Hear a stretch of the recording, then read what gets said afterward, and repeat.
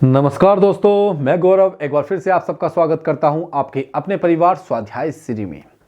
दोस्तों, ये क्लास होती है रोज शाम को 5 बजे स्टैटिक जीके की क्लास और फुल डिटेल के साथ चलती है। फुल डिटेल आपको इसमें कराई जाती है।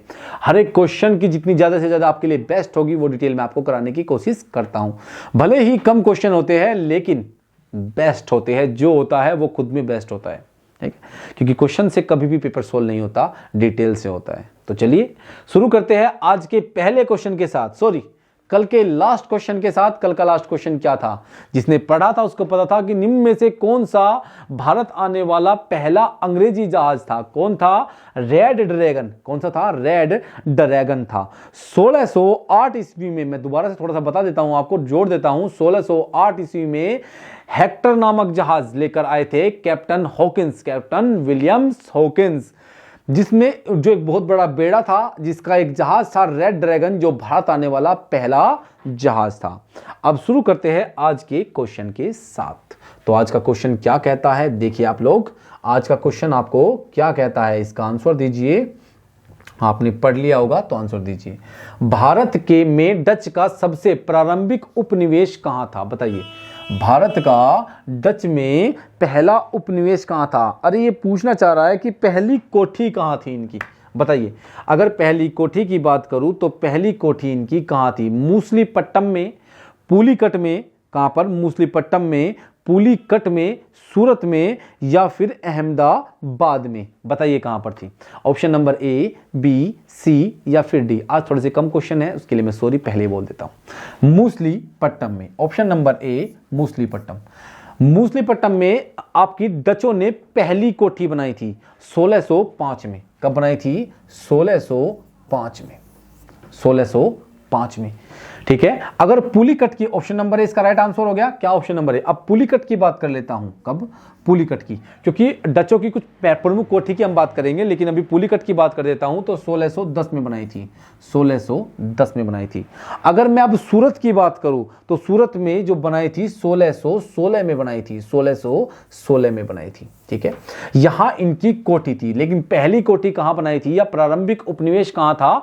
मूसलीपट्टम प्रारंभिक उपनिवेश था। क्या था? प्रारंभिक उपनिवेश। अगर इसकी अलग बात करूं कि इनकी अलग कोठियां कहां थी, तो लिख लीजिए। कुछ और कोठी के बारे में मैं इनकी आपको बता देता हूं। आंसर क्या हो गया? आंसर तो हो गया आपका ऑप्शन नंबर ए। क्या हो गया? ऑप्शन नंबर ए 1605। मैं दोबारा से यहां पे लिखना चाहूंगा 1605। अब बात करते हैं हम कहां कहां पर थी। विशाखापट्टनम में थी। कहां पर थी? विशाखापट्टनम।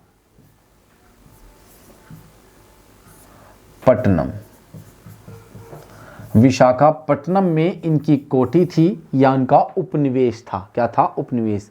चिनसूरा, कासिम बाजार। क्या था? चिनसूरा, चिनसूरा, कासिम बाजार। कासिम बाजार को कौन भूल सकता है? कासिम बाजार। अगर कोई बच्चा पढ़ता है तो वो जानता है कि भारत की गुलामी की जो जंजीर शुरू हुई थी उसमें बहुत बड़ा योगदान कासिम बाजार का था, है ना। कासिम बाजार की वो घटना सबको याद होगी, जब कासिम बाजार की घटना में कासिम बाजार की घटना में अंग्रेजों को मारा गया था, वहां पर एक छोटी सी कोठरी में बंद करके। जब वो टॉपिक आएगा तो आपको अच्छे से बताया जाएगा। अभी के लिए आप जान लीजिए, बड़ी घटना थी। यहां से गुलामी की जंजीरें भारत पे पड़नी शुरू हो गई थी, ठीक है। पटना और बालसोर, पटना, बालसोर, बालसोर आदि, ये कुछ प्रमुख कोठियां थी, इनके प्रमुख उपनिवेश थे। कहां पर थे? विशाखापट्टनम, चिनसूरा, कासिम बाजार, पटना और बालसोर आदि। मैं थोड़ा सा पीछे हो जाता हूं क्योंकि यहां से मुझे लिखना होता है यहां पर, इसलिए ये मत सोचिए कि मैं कहीं पीछे गायब हो जा रहा हूं। यहां पे मुझे लिखना पड़ता है, इसलिए मुझे यहां पे जो जाना पड़ेगा। मैं यहां पे लिखूंगा तो आपको दिखाई नहीं देगा, इसलिए मुझे यहां से लिखना पड़ता है, ठीक है। मूसलीपट्टम में थी, पुलिकट में थी, और आपकी कहां पर थी? पुलिकट की थी 1610 में, 1610, और सूरत की 1616 में। आगे समझ में? ये आपको इतनी डिटेल तो काफी है ना। अगर याद करोगे तो अच्छा हो जाएगा। तो ऑप्शन नंबर 1 11वें क्वेश्चन का राइट आंसर हो जाएगा। 12वें क्वेश्चन की हम लोग बात कर लेते हैं। 12वां क्वेश्चन क्या कहता है? किस वर्ष में ईस्ट इंडिया कंपनी को पूर्व और दक्षिण पूर्व एशिया और भारत के साथ व्यापार के दोहन के लिए अनुमति निगमित किया गया था या अनुमति मिल गई थी? ठीक है ना, एक ही बात है, उसमें कोई दिक्कत नहीं है। आसान होगा कि आप ये बताइए कि किस वर्ष किस वर्ष ईस्ट इंडिया कंपनी को जो ब्रिटेन की थी, ईस्ट इंडिया कंपनी को पूर्व और दक्षिण पूर्व एशिया में और भारत के साथ व्यापार के दोहन की निगमित या अनुमति किया गया था, अनुमति मिल गई थी, ठीक है ना, अनुमति। तो 1600 में, 1699 में, 1612 में, 1605 में। बताइए कब मिली थी आपको ईस्ट इंडिया कंपनी को भारत में व्यापार करने की अनुमति मिल गई थी? तो 1600 ईस्वी, ऑप्शन नंबर ए, महारानी एलिजाबेथ प्रथम के द्वारा। किसके? महारानी एलिजाबेथ प्रथम के द्वारा। महारानी एलिजाबेथ प्रथम के द्वारा, 1600 ईस्वी में अनुमति दे दी गई थी कि जाइए आप लोग एशिया में, दक्षिण पूर्व एशिया में, पूर्व में और भारत में व्यापार करिए, आपको छूट दी जाती है। क्या? आपको छूट दी जाती है, ठीक है। तो ऑप्शन नंबर ए 12वें क्वेश्चन का राइट आंसर हो जाता है। 13वें क्वेश्चन की बात कर लेते हैं। 1651 में मुगलों द्वारा बंगाल के किस स्थान पर ईस्ट इंडिया कंपनी को व्यापार करने और फैक्ट्री बनाने की अनुमति मिली थी? कब? 1651 में। बताइए 1651 में अंग्रेजों को कहां पर, बंगाल में ईस्ट इंडिया कंपनी को व्यापार करने की और फैक्ट्री लगाने की अनुमति मिल गई थी? कलकत्ता, कासिम बाजार, सिंगूर या बर्दवान बर्दवान। तो option number A, B, C या फिर डी। आंसर दीजिए क्या होगा? तो राइट आंसर हो जाएगा आपका कासिम बाजार। कहां हो जाएगा? ऑप्शन नंबर बी, कासिम बाजार, 1651 में। कब? 1651 में, ठीक है। अब बात करते हैं 14वें नंबर के क्वेश्चन की। अंग्रेजों ने निम्नलिखित स्थानों पर किस क्रम में अपने व्यापार केंद्र स्थापित किए? उनका सही कालानुक्रम बताइए। भाई अंग्रेजों ने किस क्रम में अपने व्यापार केंद्रों को स्थापित किया था? बताइए, अपनी व्यापार कोठियों को, अपने व्यापार केंद्रों को स्थापित किया था, उनका सही क्रम। कलकत्ता, मुंबई, मद्रास और फिर सूरत। आपका Mumbai, Madras, Surat, Calcutta. Surat, Madras, Mumbai, Calcutta. Option number D, Surat, Madras, Calcutta, Mumbai. तो बताइए क्या होगा? Option number A, B, C या फिर डी। देखिए क्या होगा आपका हो जाएगा सूरत। क्या हो जाएगा? सूरत, फिर मद्रास, फिर मुंबई और फिर कलकत्ता। तो ऑप्शन नंबर सी इसका राइट आंसर क्या हो जाएगा? ऑप्शन नंबर सी हो जाएगा, ठीक है। अब बात करते हैं इसकी सन की। तो सूरत में 1612 में, 1639 मद्रास में, लिख लेते हैं यहां पर सूरत में 1612 में। देखिए 1600 कहां, 1600 में की थी उन्होंने, 1600 कब की थी उन्होंने? 1605 में की थी डचों ने, और अंग्रेजों ने की 1612 में सूरत में, 1612 में मद्रास में की 1639 में, मद्रास में 1639 में। कब की? 1639 में। कहां पे कर दी? मद्रास में कर दी। और 1687 में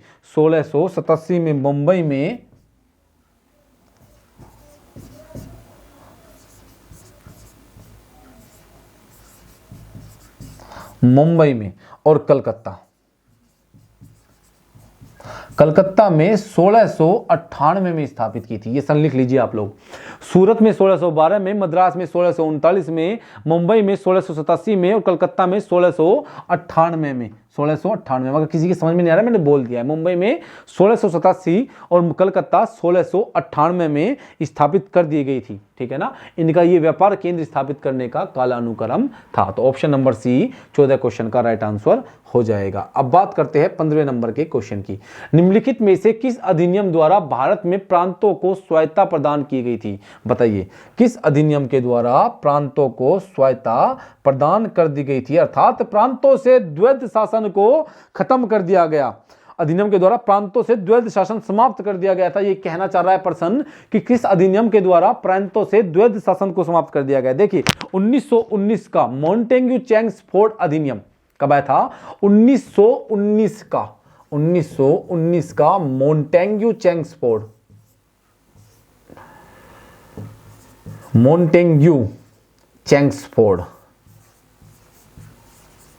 चेम्सफोर्ड, मॉन्टेग्यू चेम्सफोर्ड अधिनियम आया था। ये वाइसराय था आपका अधिनियम। आया था, जिसके द्वारा प्रांतों में द्वैध शासन को लागू कर दिया गया था। प्रांतों में द्वैध शासन की शुरुआत कर दी गई थी। और यह पूछना चाह रहा था कि इस अधिनियम के द्वारा प्रांतों को स्वायत्ता दी गई, स्वतंत्रता दी गई, कि स्वतंत्रता प्रदान कर दी गई, स्वायत्ता प्रदान कर दी गई, या द्वैध शासन की समाप्ति कर दी गई, एक ही बात है। तो भारत शासन अधिनियम 1935 के द्वारा, ऑप्शन नंबर सी क्या है, ऑप्शन नंबर सी। इसका राइट आंसर क्या हो जाएगा, इसका राइट आंसर हो जाएगा आपका ऑप्शन नंबर सी हो जाएगा इसका राइट आंसर।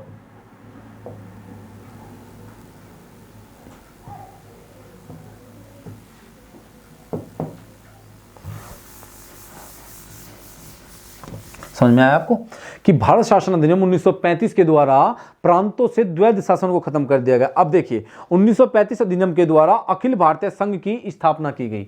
1935 अधिनियम,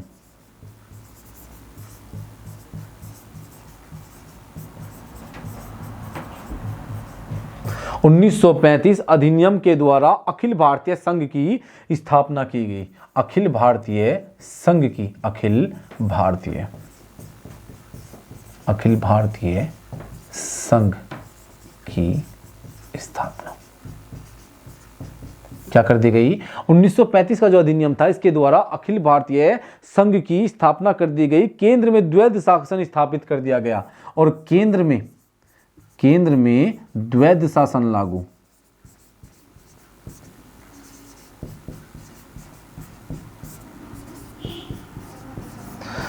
केंद्र में द्वैध शासन लागू कर दिया गया और प्रांतों से द्वैध शासन को समाप्त कर दिया गया। ठीक है, प्रांतों को पूर्ण स्वायत्ता प्रदान की गई। यह अधिनियम प्रांतों में 1 अप्रैल 1937 से लागू कर दिया गया था। क्या किया गया, यह जो अधिनियम था प्रांतों में क्या किया गया, प्रांतों में 1 अप्रैल 1937 से लागू कर दिया गया।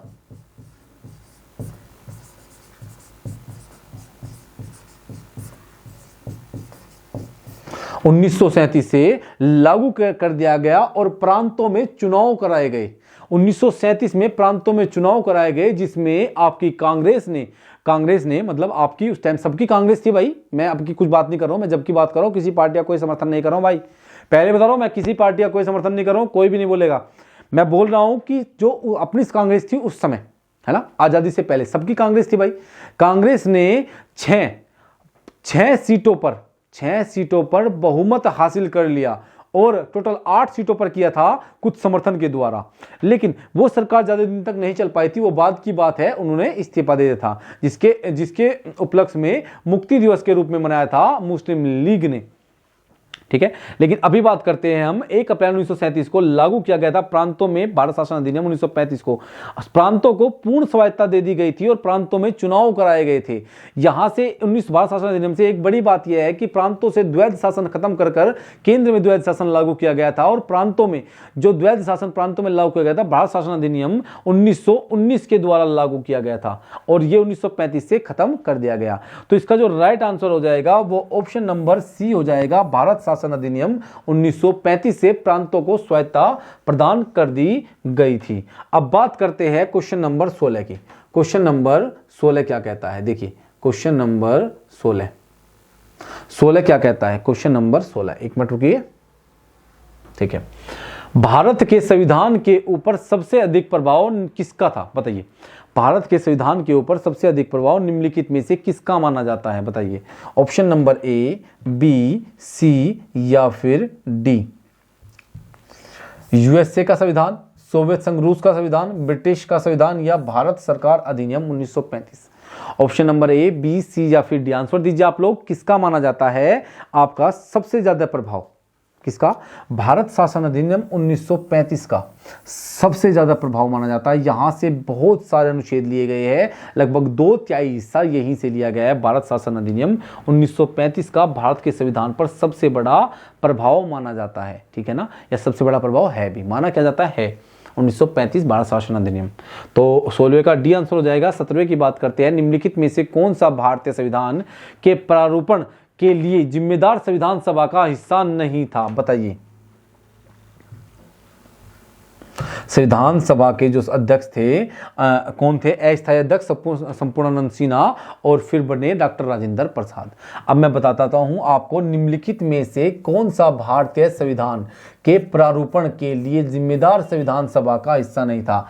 ये कहना चाहता है कि जब संविधान का निर्माण हो रहा था, संविधान बन रहा था, संविधान पर हस्ताक्षर किए जा रहे थे, तो कौन संविधान सभा का भाग नहीं बना था? कौन? महात्मा गांधी, सरदार वल्लभ भाई पटेल, जवाहरलाल नेहरू और डॉक्टर B.R. अम्बेडकर। बताइए कौन? Doctor B.R. अम्बेडकर बिना तो कल्पना ही नहीं की जा सकती संविधान की, तो ये तो ऑप्शन गलत हो जाएगा। अब 3 में से आंसर दीजिए। तो कौन थे? ऑप्शन नंबर ए, महात्मा गांधी उस संविधान सभा का भाग नहीं थे। संविधान सभा के जो अध्यक्ष थे वो थे डॉक्टर संपूर्णानंद सिन्हा, जो अस्थायी थे, और आपके स्थायी कौन थे? आपके डॉक्टर राजेंद्र प्रसाद थे। ठीक है, तो महात्मा गांधी उसका भाग नहीं थे। तो ऑप्शन नंबर ए 17वें क्वेश्चन का राइट आंसर हो जाएगा। 18वें क्वेश्चन की बात करते हैं। स्वतंत्रता का अधिकार भारतीय संविधान के किस अनुच्छेद में वर्णित है? स्वतंत्रता का अधिकार कैसा है? हमारा मौलिक अधिकार है। कैसा है? मौलिक। आंसर दीजिए। ऑप्शन नंबर ए 12 से 18, अनुच्छेद बी 19 से 22, अनुच्छेद 23 से 28, अनुच्छेद 29 से 50। बताइए, जो स्वतंत्रता का अधिकार है ये कैसा अधिकार है? स्वतंत्रता का जो अधिकार है ये हमारा मौलिक अधिकार है। कैसा? मौलिक अधिकार है। मौलिक अधिकार भाग 3 में वर्णित किया गया है। भाग 3 में वर्णित किया गया है। अनुच्छेद की अगर बात करता हूं तो 12 से लेकर 35 तक वर्णन किया गया है। वर्तमान में पहले जब मूल संविधान था तब कितने थे? 7 थे। वर्तमान में कितने हैं? 6 हैं। वर्तमान में कितने हैं?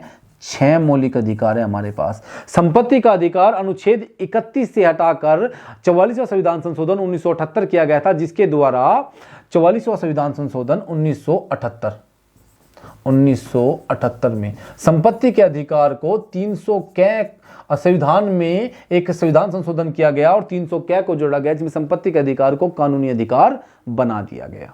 ठीक है, मौलिक अधिकार हमने कहां से लिए हैं? हमने अमेरिका से लिए। कहां से लिए हैं? अमेरिका के संविधान से। अमेरिका के संविधान से हमने ये ग्रहण किए हैं। तो मौलिक अधिकार भाग 3 अनुच्छेद 12 से 35 पहले 7 थे, वर्तमान में 6 हैं। संपत्ति का अधिकार जो पहले मौलिक अधिकार था अब कानूनी अधिकार है 44वां संविधान संशोधन 1978 के द्वारा, और 300 कै में जोड़ दिया गया है। किसमें? 300 कै में जोड़ दिया गया है। अब हम बात करते हैं आपका क्या, तो इसका जो राइट आंसर हो जाएगा वो अभी मैं इसको रब कर देता हूं। राइट आंसर हो जाएगा अनुच्छेद 19 से लेकर 22 तक। कहां पे? 19 से लेकर 22 तक स्वतंत्रता का वर्णन दिया गया है। अब मैं सारे आपको अनुच्छेद लिखवा देता हूं। सारे अनुच्छेद में आपको सारे के सारे मौलिक कर्तव्य में आपको लिखवा देता हूं ताकि आपको समझ में भी आ जाए। ठीक है, अब देखिए आप लोग सारे मौलिक अधिकार हम लिखेंगे। आपका समानता का अधिकार नंबर 1 पर लिखिए। समानता का अधिकार,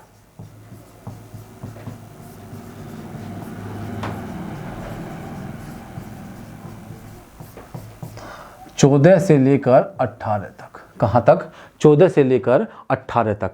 स्वतंत्रता का अधिकार,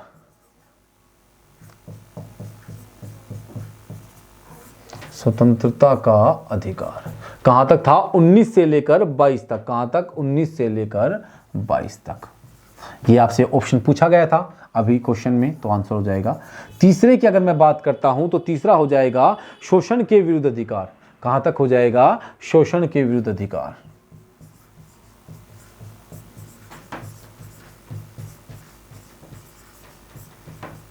विरुद्ध अधिकार 23 से 24 में। ठीक है, क्या हो गया? 23 से 24 में शोषण के विरुद्ध अधिकार हो जाता है। धर्म की स्वतंत्रता का अधिकार, धर्म की स्वतंत्रता का अधिकार,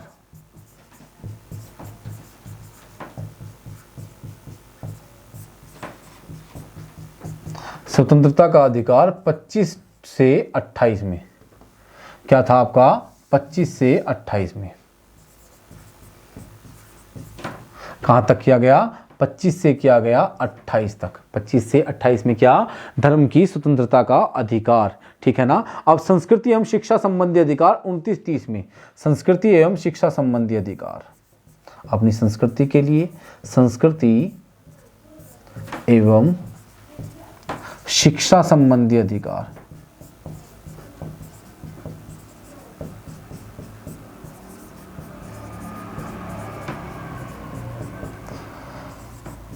उनतीस से 30 में, कहां पर? 29 से 30 में। और संवैधानिक उपचारों का अधिकार,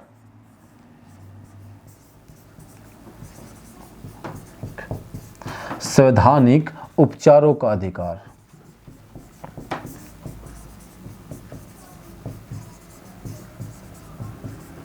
12 से 35, सॉरी 32 से 35 में, 32 से 35 तक वर्णित किया गया है। क्या किया गया है? 32 से 35 तक। तो कितने हो गए? 6 मौलिक अधिकार हमारे हो जाते हैं। समझ में आ गया आपकी? अब हम अपने क्वेश्चन पर चलते हैं। भाई इससे ज़्यादा डिटेल तो भयंकर, बताइए और क्या करूँ? ऑप्शन नंबर 20 का राइट आंसर हो जाएगा। तो 18वें क्वेश्चन का right answer option number b हो जाएगा। भारत के संविधान में निम्नलिखित अनुच्छेदों में से कौन सा अनुच्छेद धार्मिक स्वतंत्रता का अधिकार की गारंटी देता है? देखिए अभी मैंने आपको खुल के समझाया पूरा डिटेल में, और एकदम यही क्वेश्चन आ गया। देखिए अनुच्छेद 19 से 22 में, 23 से 24 में, 25 से 28 में और 14 से 18 में। अब बताइए कौन सा है आपका 19वें क्वेश्चन का राइट आंसर? क्या हो जाएगा? क्या हो जाएगा? क्या पूछा है आपके? धार्मिक स्वतंत्रता का अधिकार। तो 25 से 28 में क्या? ऑप्शन नंबर सी, 25 से 28 में धार्मिक स्वतंत्रता का अधिकार का वर्णन दिया गया है। अगर 19 से 22 की बात करूं तो स्वतंत्रता का अधिकार, क्या यहाँ पे स्वतंत्रता का अधिकार। 23 से 24 की अगर मैं बात करता हूं तो शोषण के विरुद्ध अधिकार, और अगर बात करता हूं 14 से 18 की तो समानता का अधिकार। क्या? समानता का अधिकार। अनुच्छेद यहाँ पे ऑप्शन नंबर 25 से 28 में धार्मिक स्वतंत्रता का अधिकार, 23 से 24 में क्या है? शोषण के विरुद्ध अधिकार, और 19 से आपका 22 में वो स्वतंत्रता का अधिकार। क्या? स्वतंत्रता का अधिकार हो गए। अब बात करते हैं आपका क्वेश्चन नंबर 20 की। संविधान की किस धारा के अंतर्गत कोई व्यक्ति मूल अधिकारों के हनन का मामला सीधे उच्चतम न्यायालय में उठा सकता है? तो किस अनुच्छेद के तहत? आपकी जो सुप्रीम कोर्ट है, सुप्रीम कोर्ट जो है वो किस अनुच्छेद के तहत मूल अधिकारों का हनन होने से रोकता है? किस संविधान की किस धारा के अंतर्गत कोई भी व्यक्ति मूल अधिकारों का हनन का मामला सीधे उच्चतम न्यायालय अर्थात सुप्रीम कोर्ट में ले जा सकता है? तो ऑप्शन नंबर ए, धारा 32 के अनुसार। किसके? धारा 32 के अनुसार। और अगर हाई कोर्ट की बात करता हूं तो हाई कोर्ट में 226 के तहत, जिसके 226 के तहत। तो ऑप्शन नंबर ए इसका राइट आंसर हो जाता है। बात करते हैं 21वें क्वेश्चन की। तो ये आपके करंट अफेयर के क्वेश्चन है, करंट अफेयर का आपका रिवीजन हो जाएगा, इसलिए मैं ये क्वेश्चन रखता हूं और जरूरी भी है। निम्नलिखित में से कौन सा देश पौधा आधारित कोविड-19 वैक्सीन के उपकरण को अधिकृत करने वाला विश्व का पहला देश बन गया? बताइए। जापान, चीन, अमेरिका, कनाडा। बताइए कौन सा देश बन गया है? जापान, चीन, अमेरिका और कनाडा कोविड वैक्सीन के उपयोग को अधिकृत करने वाला विश्व का पहला देश बन गया है पौधा आधारित कोविड-19 वैक्सीन को। ठीक है ना? तो कौन सा आपका 21वें क्वेश्चन का क्या हो जाएगा right answer? Option number D, Canada. कौन सा? कनाडा हो जाएगा। क्या हो जाएगा? कनाडा हो जाएगा। ठीक है। आप करंट अफेयर के लिए सुबह 6 बजे मैडम के साथ देखिए, सुबह 6 बजे करंट अफेयर सारे क्वेश्चन है, डिटेल में पढ़ाती है मैडम बहुत अच्छे से। मैं आता हूं करंट अफेयर का आपका रिवीजन के लिए कराता हूं, ताकि आपका रिवीजन भी हो जाए और आप लोग अच्छे से पढ़ भी सको। लेकिन आपको डिटेल में पढ़ना है तो सुबह आइए और मैडम की क्लास लीजिए, बहुत अच्छे से मैडम कराती है इन सबको। ठीक है। अब बात करते हैं हम नेक्स्ट क्वेश्चन के बारे में। तो नेक्स्ट क्वेश्चन क्या कहता है समझिए आप लोग। नेक्स्ट क्वेश्चन, निम्न में से किस क्रिकेट टीम के पूर्व दिग्गज स्पिनर सोनी रामदीन का हाल ही में 92 साल की उम्र में निधन हो गया? England cricket team, New Zealand cricket team, दक्षिण अफ्रीका क्रिकेट टीम और वेस्ट इंडीज क्रिकेट टीम। कौन है? सोनी रामदीन का हाल ही में निधन हो गया है। तो 22वें क्वेश्चन का राइट आंसर क्या हो जाएगा? आपका वेस्ट इंडीज क्रिकेट टीम के खिलाड़ी थे। किसके? वेस्ट इंडीज क्रिकेट टीम के खिलाड़ी थे। 23वें क्वेश्चन की बात करते हैं तो 1 मार्च को पूरे विश्व भर में कौन से दिवस के रूप में मनाया जाता है? किसमें? 1 मार्च को विश्व नागरिक दिवस, विश्व नागरिक रक्षा दिवस, विश्व पक्षी दिवस, पक्षी रक्षा दिवस, विश्व नदी रक्षा दिवस या विश्व महासागर स्वच्छता दिवस के रूप में मनाया जाता है? बताइए किसके रूप में मनाया जाता है 23वें क्वेश्चन में। तो 1 मार्च को विश्व नागरिक रक्षा दिवस के रूप में मनाया जाता है। किसमें? विश्व नागरिक रक्षा दिवस के रूप में मनाया जाता है। 24वें क्वेश्चन की बात करते हैं। यूक्रेन ने भारतीय नागरिकों को निकालने के लिए भारत सरकार ने हाल ही में कौन से मिशन की शुरुआत की है, बताइए। इसको तो सब जानते होंगे क्योंकि हाल ही में चला हुआ है बहुत भयंकर मैटर, रूस का और यूक्रेन का युद्ध चला हुआ है। तो ऑपरेशन सुरक्षा, ऑपरेशन शक्ति, ऑपरेशन मुक्ति, ऑपरेशन गंगा, तो सब जानते हैं यार। आजकल ऑपरेशन मोदी जी ने चलाया हुआ है ऑपरेशन गंगा। कौन सा? ऑपरेशन गंगा के तहत यूक्रेन से भारतीय छात्रों को लाया जा रहा है। जो भारतीय छात्र वहां पर फंसे हुए हैं उन्हें ऑपरेशन गंगा के तहत लाया जा रहा है। अजय त्यागी की वजह से अजय त्यागी की जगह माधवीपुरी बूच को किस मंत्रालय का नया अध्यक्ष नियुक्त किया गया है? किस मंत्रालय का नया अध्यक्ष नियुक्त किया गया? अजय त्यागी की जगह माधवीपुरी बूच को किस मंत्रालय का नया अध्यक्ष नियुक्त किया गया है? तो शिक्षा मंत्रालय का, विज्ञान मंत्रालय, खेल मंत्रालय, सेबी, बताइए किसका बनाया गया है इस मंत्रालय के स्थान पर? तो किसका? सेबी का। इसका सेबी का अध्यक्ष नियुक्त किया गया है Ajay Tyagi. Option number D इसका राइट आंसर हो जाएगा। देखिए 25 क्वेश्चन पूरे हो जाते हैं आपके, 25 क्वेश्चन आपके पूरे हो जाते हैं यहीं पर। और दोस्तों मैं कहता हूं आपको करंट अफेयर डिटेल में पढ़नी है तो सुबह 6 बजे मैडम बिल्कुल डिटेल में स्टैटिक जीके के साथ बहुत अच्छे से कराती है। सुबह 6 बजे एक बार विजिट करिए और देखिए कैसा पढ़ाती है मैडम। आप लोग डिसाइड करेंगे तो कैसा पढ़ाती है मैडम। तो आप मैं तो ये कहूँगा लाइक करना, शेयर करना और सब्सक्राइब करना, ज़्यादा से ज़्यादा लोगों तक पहुँचाइए ताकि आप लोगों से, परिवार से लोग जुड़ सके। तो आज के लिए बहुत बहुत धन्यवाद आप लोगों का। तो दोस्तों यहीं तक रखेंगे। बहुत बहुत धन्यवाद।